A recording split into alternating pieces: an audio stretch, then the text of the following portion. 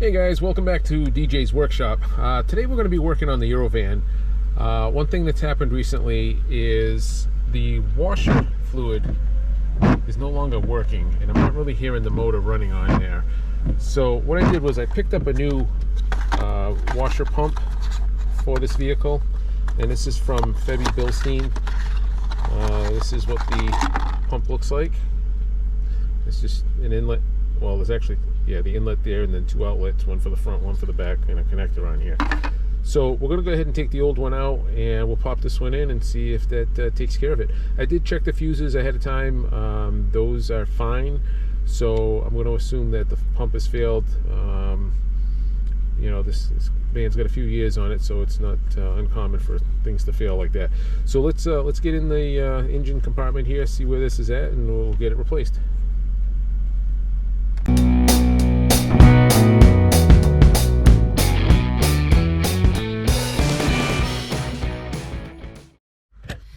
Okay, so we got the hood open here, and if you look under the hood, you're going to see your power steering reservoir. You're going to see your tank for the washer fluid. This is your air intake tube. So the pump is a little bit difficult to see, but it's down that way. And I'm going to maybe just pull this out of the way, see if I can wiggle my hand down in there to pull this pump out. Now it basically just pops into the tank, and then there's the two lines, so it shouldn't be that big a deal as long as I can get to it. So let me see if I can reach down in there and grab a hold of this thing.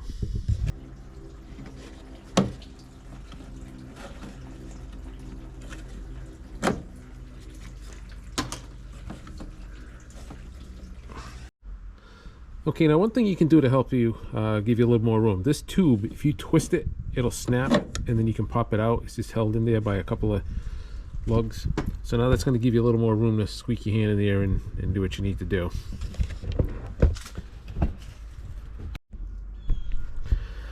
All right, so if you get a long screwdriver and stick it down in there, you can pry the hose off of the pump because there's not a whole lot of room in there. Once you get the connector off and you get the two hoses off, then you can pull it out. Okay, so this is where the connector goes. That's for the back, that's for the front. And what I did was I just took one of these door tools and I just snuck it under here and pushed it off like that and got the hose off. All right, so there's the old one, and let's get the new one slipped in there and see if it works.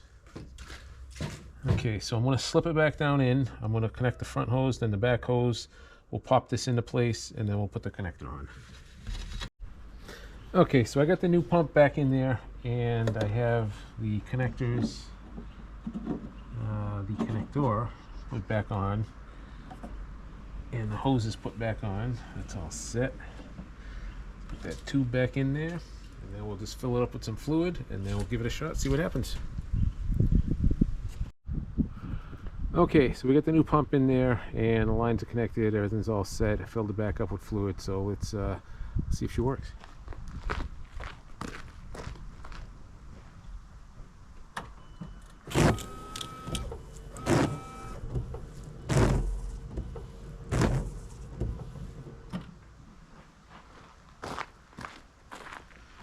Okay, so she's back to working again. I did check the plug to make sure it had power when I had the pump out, and it was working properly, so I know that was good. Once I plugged it in, good to go. One note is on the connector. Just make note, because on the original connector it's square, but I see a lot of the aftermarket ones are actually a circle on the end. It's curved and the plug doesn't fit correctly. So you might want to just disconnect this on your factory one to see what you have. If you have the square one, just make sure the pump that you get has the square connector and not the semi-round one on the end of it. All right guys, hope that helps. If you like the video, give a thumbs up, a share, a like, and we'll catch you guys on the next one.